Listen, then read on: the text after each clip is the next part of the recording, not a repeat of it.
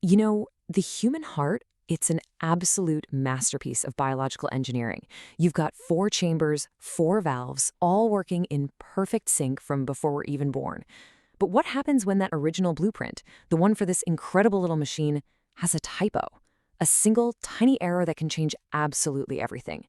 So today, we're going to dive into the hidden genetics behind these typos and figure out what they really mean for the heart. And get this, it happens way more often than you'd probably guess. About 1 in every 100 babies is born with what's called a congenital heart defect, or CHD. That makes it the single most common type of birth defect out there. It's a staggering statistic, really, and it's one that has kept doctors and scientists searching for answers for decades. Now, when we talk about congenital heart diseases, it's not just one thing. We're talking about a whole spectrum of structural problems. They can range from tiny little holes that might even close up on their own, all the way to incredibly complex malformations that demand immediate, life-or-death surgery the moment a baby is born. Let's just take a look at two of the most severe forms to get an idea.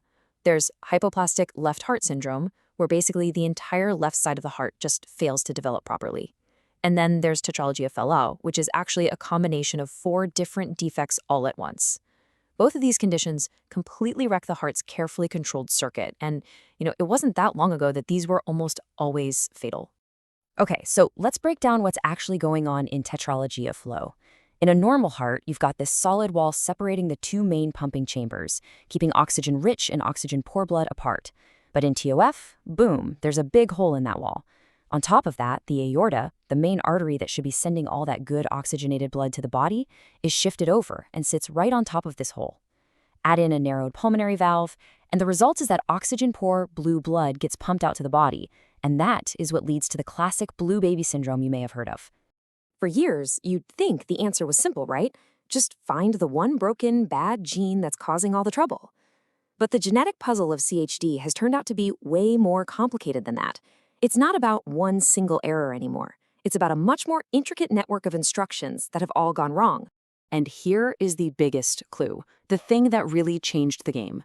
Genome-wide studies have uncovered something absolutely fascinating. More than 90% of the genetic variations linked to cardiovascular diseases, they aren't even in the genes that code for proteins. Nope, they're located in these vast, non-coding regions of our DNA. Yeah, this is the part of our genome that scientists for the longest time literally called junk DNA, but we now know it is anything but junk. Here's a good way to think about it. Imagine your genome is a giant cookbook. The protein-coding genes, those are the recipes, the instructions for making things like muscle or enzymes. But the non-coding genome, that's where the crucial instructions are. It tells you how hot to set the oven, for how long, and for which meal. It's the master regulator of the whole kitchen. So what happens when there's a typo in those instructions? Let's dive into a specific case study to see this in action. Researchers wanted to know how one tiny little change in this non-coding DNA could have such massive consequences for a developing heart. So how did they do it? Well, first they used these incredibly powerful computer models to scan the non-coding genome, looking for thousands of tiny single-letter changes, what we call SNPs, that were linked to heart disease. Then, they used those models to predict which of these typos were most likely to mess up the landing pad for a really critical heart development protein called GATA4. And finally, they took those predictions into the lab and confirmed it. The variants completely blocked GATA4 from being able to latch onto the DNA. It really is like a broken light switch. The GATA4 protein is like your finger, trying to flip a switch to turn on a gene that's essential for building a healthy heart. But that single-letter typo, that SNP, has completely changed the shape of the switch.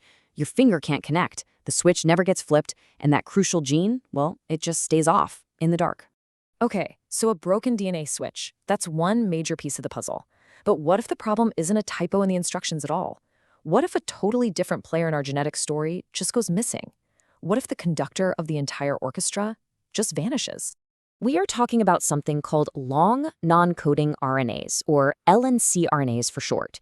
Now, these molecules don't make proteins. Instead, they act like signals and scaffolds, organizing huge networks of genes. The research we're looking at focused on one in particular, GATA6 AS1, and you can absolutely think of it as the conductor of a genetic orchestra that's supposed to be playing the symphony of heart development.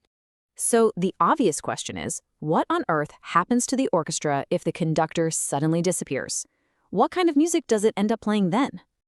Well, in mouse studies, the answer was pretty dramatic. When scientists removed this LNC RNA conductor, the developing heart completely failed to form a normal 3-leaflet aortic valve. Instead, it formed a 2-leaflet valve, which just happens to be the single most common congenital valve defect in humans. The missing conductor threw the whole genetic symphony into chaos, and the result was a major structural problem. So these two case studies, the broken switch and the missing conductor, they're really just two pieces of a much, much larger and more intricate puzzle. What they show us is that the blueprint for the heart is written in a language that is far more complex than we ever imagined. This really shows us that there isn't one single cause of CHD. It is a multifaceted, polygenic problem. As you can see here, you might have a single-letter SNP that acts like a broken switch. Or you could have a missing link RNA conductor.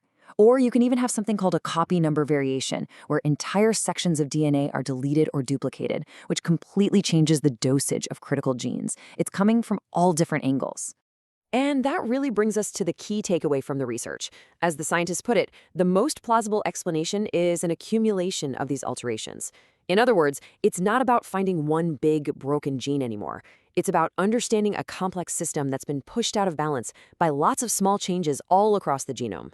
And this all leads us to a final and pretty provocative thought. For decades, we searched for answers in just 2% of our DNA, the part that makes proteins.